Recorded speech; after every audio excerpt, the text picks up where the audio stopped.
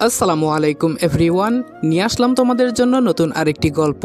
আশা করি আজকের গল্পটা তোমাদের অনেকটাই ভালো লাগবে। আর ভিডিওটা যারা ইউটিউব থেকে দেখতেছো তারা অবশ্যই চ্যানেলটা সাবস্ক্রাইব করে দিবা। আর যদি ফেসবুক পেজ থেকে দেখো তাহলে পেজটা অবশ্যই ফলো করে দিবা। আমাদের ফেসবুক পেজের লিংক পিন কমেন্টে দেওয়া আছে। তো চলো বেশি কথা না বলে গল্প শুরু করা যাক। নিজের বাবার পকেট থেকে 10,000 টাকা চুরির মিথ্যা অপবাদে মার খেয়ে মুমূর্ষু অবস্থায় বাড়ির উঠোনে পড়ে আছে রনি। রনির সৎ মা আর সৎ ভাই একসাথে বলে তারা নাকি নিজের চোখে দেখেছে রনি টাকা নিয়েছে। তাদের কথাই বিশ্বাস করেন রনির বাবা শফিক মিয়া। ছেলেকে কোনো কথা বলার সুযোগও দেননি তিনি।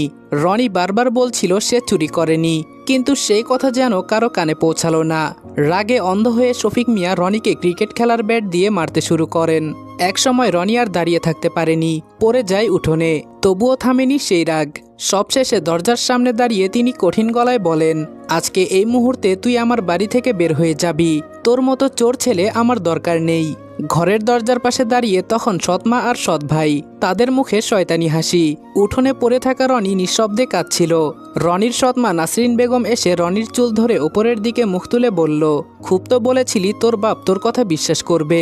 আমাদের মা ছেলেকে এই বাড়ি থেকে বের করার ব্যবস্থা করবি। দেখ এখন কে বাড়ি থেকে বের হচ্ছে। রনি নাসরিন বেগমকে বলল, আপনি আর আপনার আগের পক্ষের ছেলে মিলে টাকাগুলো সরিয়ে আমার নামে মিথ্যা অপবাদ দিয়েছেন। আমার বাবার থেকে আমাকে দূরে করেছেন। এর শাস্তি আপনারা একদিন ঠিকই পাবেন। রনির সৎ ভাই পাভেল মায়ের পাশে দাঁড়িয়ে রনিকে বলল, এত প্যান প্যান করিস না তো। আব্বা কি বলেছে শুনতে পাস নাই? তোর কি কি মালপত্র আছে সবকিছু নিয়ে এই বাড়ি থেকে বের হয়ে যা। মা চলো তো, এই ছোট লোকের সাথে কোনো কথা বলার দরকার নেই। রনি আহত শরীর নিয়ে নিজের রুমে চলে যায়। নিজের প্রয়োজনীয় কাগজ ও কিছু পোশাক একটা ব্যাগে ভরে নেয়। শফিক মিয়া ওকে বেশি টাকা দিত না, মাঝে মাঝে যা দিত তা রনি জমিয়ে রেখেছিল। সে জানতো একদিন ওকে ওর নিজের বাড়ি থেকে বের করে দিবে, আর সেই জমিয়ে রাখা টাকাগুলো হবে ওর শেষ সম্বল। সব ব্যাগে ভরে রনি ব্যাগ নিয়ে চলে যায় ওর বাবার রুমে। শফিক মিয়া বিছানায় পা ঝুলিয়ে বসে আছেন, এখনও রাগে ফুঁসছেন তিনি। রনি ওনার পায়ে ধরে বলেন, আমি চলে যাচ্ছি বাবা, আমার কোনো ভুল থাকলে মাফ করে দিয়েন। শফিক মিয়া রনিকে এক লাথি দিয়ে দূরে ফেলে দেয় আর বলেন, চলে যা এখান থেকে। কোনো কিছুর অভাব রেখেছি তোর, তাও তোর চুরি করতে হবে কেন? আজকে 10,000 টাকা চুরি করেছিস, কাল আরও টাকা ও সম্পত্তির জন্য আমার গলায় ছুরি চালাবি। এমন ছেলে বেঁচে থাকার থেকে মরে যাওয়া অনেক ভালো। রনি না চাইতেও কান্না করে দিল। তারপর শফিক মিয়ার উদ্দেশ্যে বলল, আমি বারবার বলেছি আমি চুরি করিনি, কিন্তু আপনি আমাকে বিশ্বাস করলেন না বাবা। আর রইল অভাবের কথা, 10 বছর আগে মা মারা যাওয়ার পর আমি বেঁচে আছি কিনা মরে গিয়েছি সেটাও খবর নেওয়ার সময় হয় নাই আপনার। আর আপনি করেছেন আমার অভাব পূরণ। আজকে আমি চলে যাচ্ছি, একদিন আপনি ঠিকই বুঝতে পারবেন আমি সত্যি ছিলাম নাকি মিথ্যা। সেদিন আপনার আফসোস ছাড়া আর কোনো পথই খোলা থাকবে না। চট্টগ্রামের মিরসরাই উপজেলায় নামমাত্র পরিবারের সাথে থাকতো রনি। সেখানে বাস স্ট্যান্ডে একটা ঢাকার বাসে বসে আছে ও। জমানো 1,000 টাকা দিয়ে টিকিট কেটেছে, মানি ব্যাগে টাকা, গন্তব্য অনিশ্চিত। রনি বাসে বসেই ভাবতে থাকে ও কোথায় যাবে আর কি করবে। এতদিন লাথি উষ্টা খেয়ে থাকলেও মাথা গোজার মতো একটা জায়গা তো ছিল, তবে আজকে তাও নেই। রনি যখন নিজের জীবন নিয়ে দুশ্চিন্তা করছে তখন ওর পাশের সিটে বসে ওর বয়সী একটা ছেলে।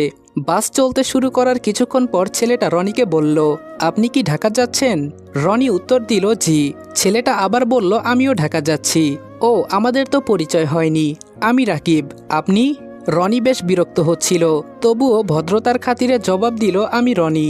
রাকিব কিছুক্ষণ পর আবার বলে, আমি আমার মা ও ছোট বোনের সাথে এখানে দুঃসম্পর্কের আত্মীয়র বাড়ি বেড়াতে এসেছি। আপনিও কি এখানে বেড়াতে এসেছেন?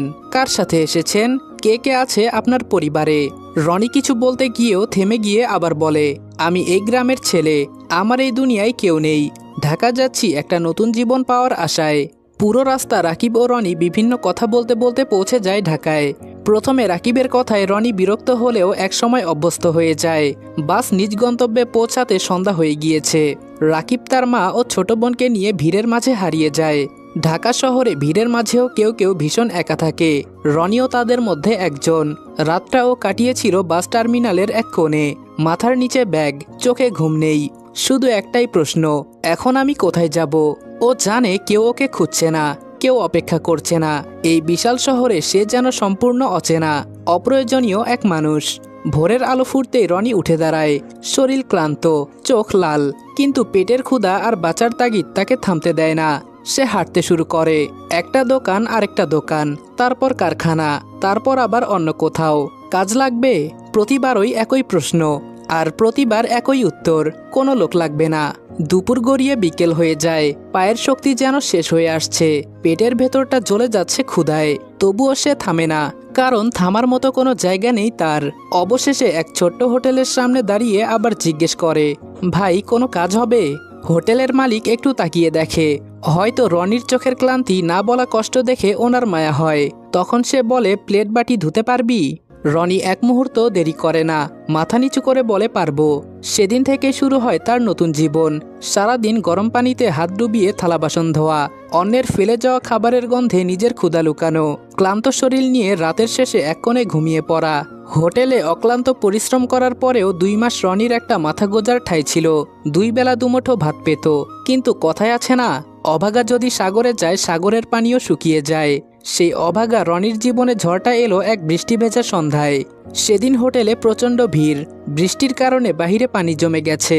মানুষজন ভেতরে ঠাসাঠাসি করে বসে খাচ্ছে। মালিক বারবার চিৎকার করছে, এই রনি, তাড়াতাড়ি কর, প্লেট কোথায়? রনি দৌড়াতে দৌড়াতে কাজ করছে। রনির হাত পা কাঁপছে, শরীর ক্লান্ত, চোখ ভর্তি ঘুম, তবুও থামার কোনো সুযোগ নেই। ঠিক তখনই একটা বড় টেবিলে 5 জন কাস্টমারের অর্ডার নিয়ে যাচ্ছিল সে। হঠাৎ করে হাত পিছলে গেল, ঝনঝন শব্দে সব প্লেট মাটিতে পড়ে ভেঙে চুরমার। পুরো হোটেল এক মুহূর্তে চুপ। তারপর হঠাৎ করে বলে উঠল, এই হারামজাদা! মালিক দৌড়ে এসে রনির কলার চেপে ধরল। হোটেল মালিক বলল, কতবার বলেছি সাবধানে কাজ করবি, এই প্লেটগুলোর দাম জানিস? রনি কাপা গলায় বলল, ভাই ভুল হয়ে গেছে, এমনটা আর কখনো হবে না।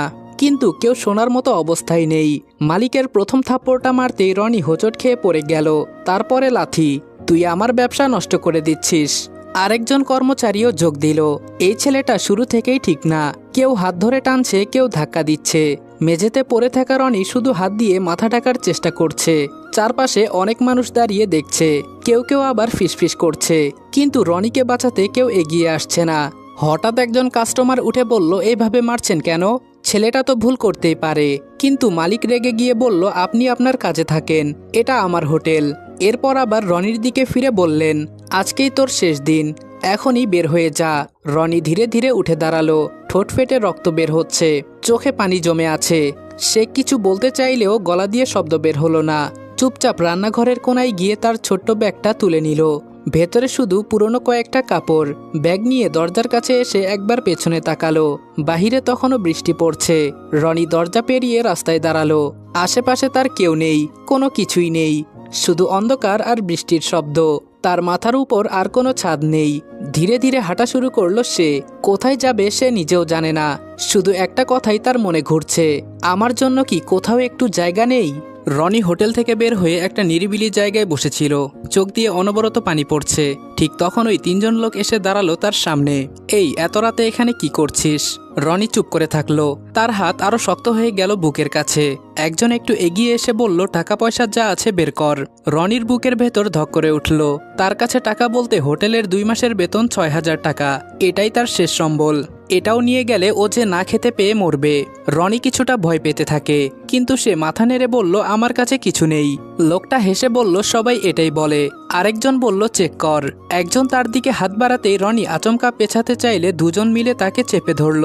রনি এবার সত্যি ভয় পেয়ে গেল। তার মাথায় শুধু একটাই চিন্তা, টাকাটা গেলে আমি শেষ। সে প্রাণপণে নিজের ব্যাগটা বুকের কাছে চেপে ধরে বলল, ভাই কিছুই নাই, আমাকে ছাড়েন। লোকগুলো বলল, এখানেই কিছু লুকাইছে। একজন জোর করে তার হাত সরানোর চেষ্টা করলো। রনি মরিয়া হয়ে চিৎকার করে উঠল, না ভাই, এটা আমার, ছাড়েন। তার কণ্ঠে কান্না, ভয় আর জেদ সব একসাথেই ফুটে উঠেছে। পরিস্থিতি হঠাৎ করে তীব্র হয়ে গেল। একজন বিরক্ত হয়ে বলল, বেশি নাটক করতেছে। তারপর পকেট থেকে একটা ছুরি বের করলো। আলোতে সেটার ঝলক দেখে রনির শ্বাস আটকে গেল, কিন্তু তবুও সে হাত ছাড়ল না। লোকগুলো বলল, শেষবার বলছি, দিয়ে দে। রনি মাথা নাড়ল, চোখ দিয়ে পানি গড়িয়ে পড়ছে অনবরত। এইটা আমার, আমি দিতে পারবো না। পরের মুহূর্তে রনি ওর পেটে তীব্র ব্যথা অনুভব করে। রনির মুখ থেকে চাপা একটা শব্দ বের হলো। তার শরীর কেঁপে উঠল, কিন্তু হাত এখনো বুকের কাছে চেপে ধরা। লোকগুলো এক মুহূর্ত থমকে গেল, এই পাগলটা ছাড়ছে না কেন? একজন গালাগালি দিয়ে এগিয়ে যেতে নিল।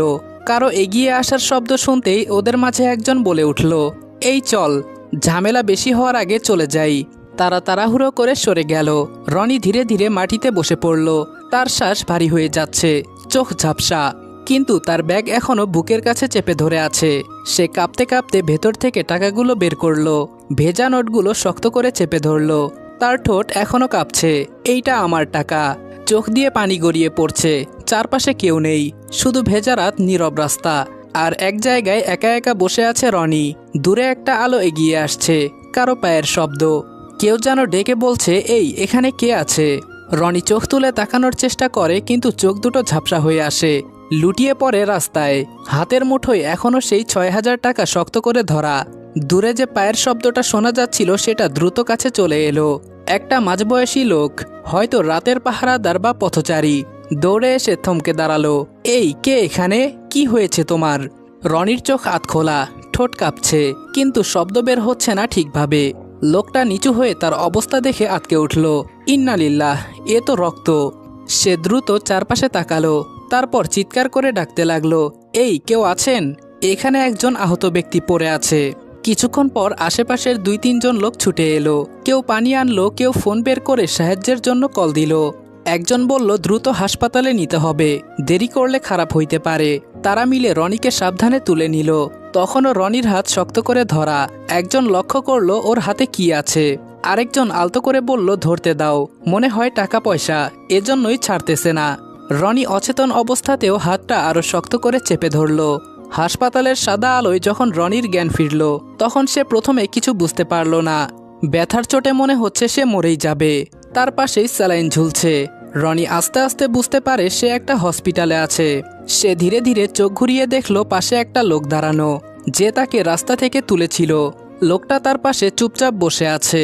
লোকটা তাকে জেগে উঠতে দেখে হালকা হাসলো। জ্ঞান ফিরেছে তোমার? তুমি কোনো ভয় পেও না, তুমি এখন নিরাপদে আছো। রনি কিছু বলতে গিয়েও থেমে গেল। তার প্রথম চিন্তা টাকা। হঠাৎ সে হাত নাড়তে গেল। রনি হাত নাড়াতেই লোকটা বুঝে ফেলল। পকেট থেকে টাকা বের করে বলল, এইটা খুঁজতেছো? তোমার হাত থেকে নিয়েছিলাম, কিন্তু খুলিনি। তুমি যেভাবে ধরেছিলে, বুঝেছিলাম অনেক কষ্টের জিনিস। রনি চোখের পানি ছেড়ে দেয়। লোকটা আবার ওকে বলে, বাবা, তোমার বাড়ির ঠিকানা অথবা বাবা মা কারো নাম্বার দাও, ওনাদেরকে তোমার কথা জানাতে হবে। ওনারা নিশ্চয়ই তোমার জন্য চিন্তা করছে। রনি ভাঙ্গা ভাঙ্গা কণ্ঠে বলে, এই দুনিয়ায় আমার আপন কেউ নেই আঙ্কেল।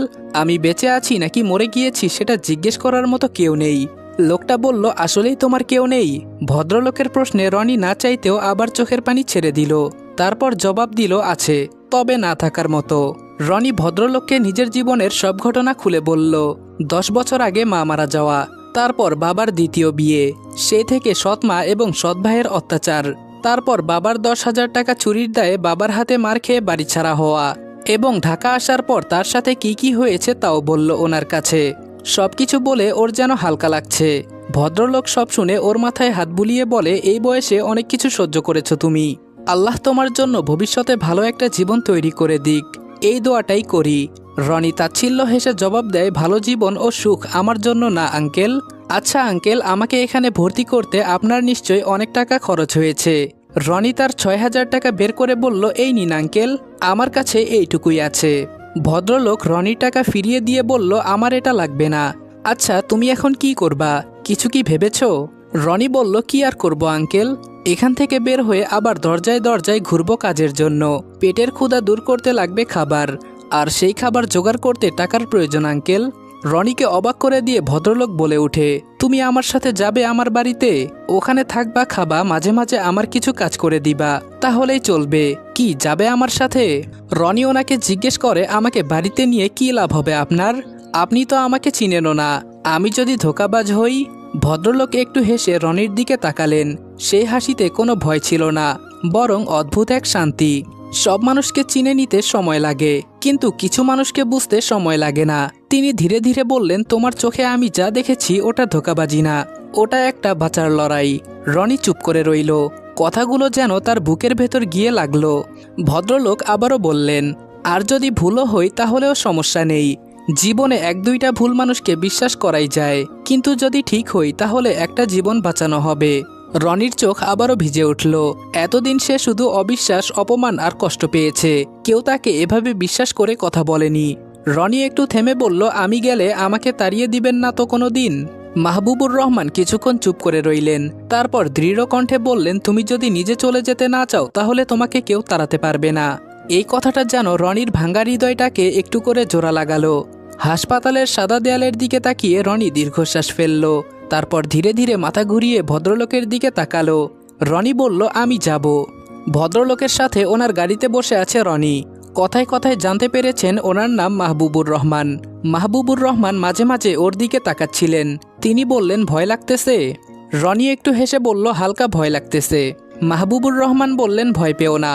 কিছুক্ষণ পর গাড়ি একটা বড় গেটের সামনে থামলো। বিশাল লোহার গেট, ভেতরে সুন্দর বাগান, 2 তলা একটা বাড়ি। রনি সেদিকে অবাক হয়ে তাকিয়ে রইল। মাহবুবুর রহমান রনির কাঁধে হাত রেখে বলল, এইটাই আমার বাসা, আজকে থেকে তুমি এই বাড়িতে থাকবে। বাড়িতে ঢুকতে একজন ভদ্রমহিলা এগিয়ে এসে মাহবুবুর রহমানকে বলল, কালকে রাত থেকে কোথায় ছিলে তুমি? তারপর রনির দিকে তাকিয়ে বলল, কে এই ছেলে? মাহবুবুর রহমান সবকিছু খুলে বলল। ভদ্রমহিলা খুশি হলো নাকি রাগ করলো বোঝা গেল না। তিনি মাহবুবুর রহমানকে বলল, আমি ওর জন্য রুম রেডি করতে বলতেছি। রনিকে একটা ছোট কিন্তু পরিপাটি ঘরে নিয়ে যাওয়া হলো। পরিষ্কার বিছানা, একটা টেবিল, জানালার পাশে হালকা পর্দা। রনি ধীরে ধীরে বিছানায় বসে পড়ল। মাহবুবুর রহমান বললেন, এই রুমটা এখন থেকে তোমার, এখানে তুমি নিজের মতো করেই থাকো। রনি চারদিকে তাকালো, তারপর হঠাৎ তার চোখ ভিজে উঠল আর বলল, আঙ্কেল, আমি কি সত্যি এখানে থাকতে পারবো? মাহবুবুর রহমান মৃদু হাসলেন। তিনি বললেন, হ্যাঁ পারবা। রনি আর কিছু বলতে পারল না, শুধু মাথা নিচু করে কান্না চাপতে লাগলো। যেখানে তার বাবা তাকে টাকা চুরির দায়ে বাড়ি থেকে বের করে দিল, সেখানে এক অচেনা মানুষ তাকে মাথা গোজার ঠাঁই দিয়েছে। দরজার ঠকঠক আওয়াজে রনির ধ্যান ভাঙে। একটা ছেলে এগিয়ে আসতে আসতে মাহবুবুর রহমানকে বলল, আব্বু, তুমি কাল সারা রাত কোথায় ছিলে? আবার শুনলাম কাকে নাকি সাথে করে নিয়ে এসেছো। কই, আমার সাথে পরিচয় করিয়ে দাও। মাহবুবুর রহমান পরিচয় করানোর উদ্দেশ্যে রনিকে দেখাতেই ছেলেটা বলে উঠল, আরে রনি, তুমি? রনি নিজেও অবাক হয় 2 মাস আগে বাসে পরিচিত হওয়া রাকিবকে এখানে দেখে। মাহবুবুর রহমান ছেলের উদ্দেশ্যে বলে, তুই ওকে চিনিস? রাকিব বলল, হ্যাঁ, 2 মাস আগে মিরসরাই থেকে ঢাকা ফেরার বাসে উনি আর আমি পাশাপাশি সিটে বসে এসেছি।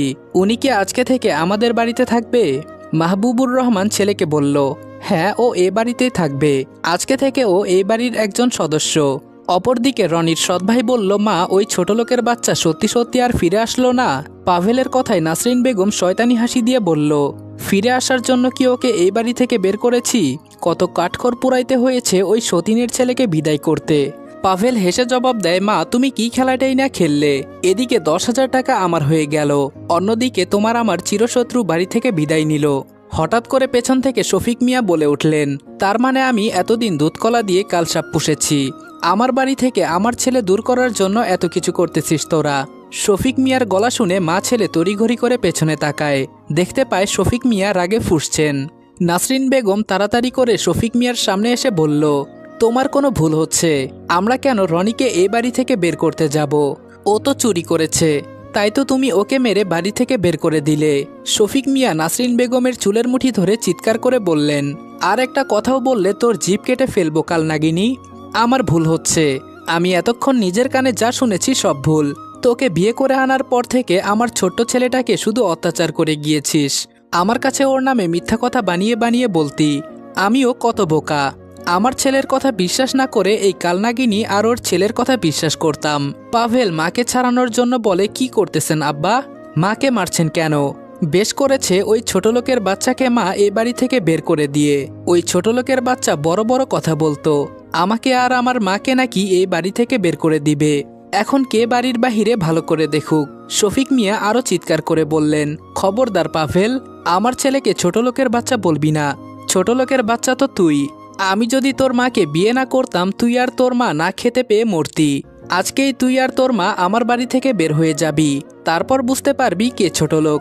শফিক মিয়ার কথা শেষ হতেই নাসরিন বেগম ওনার পায়ে পড়ে যায়, কাঁদতে কাঁদতে বলে, এসব কি বলছো তুমি? আমরা এই বাড়ি থেকে চলে গেলে কোথায় থাকবো, কি করব, কি খাবো? শফিক মিয়া বললেন, আমার ছোট ছেলেটা এখন কোথায় আছে, কি করছে আর কি খাচ্ছে জানিস?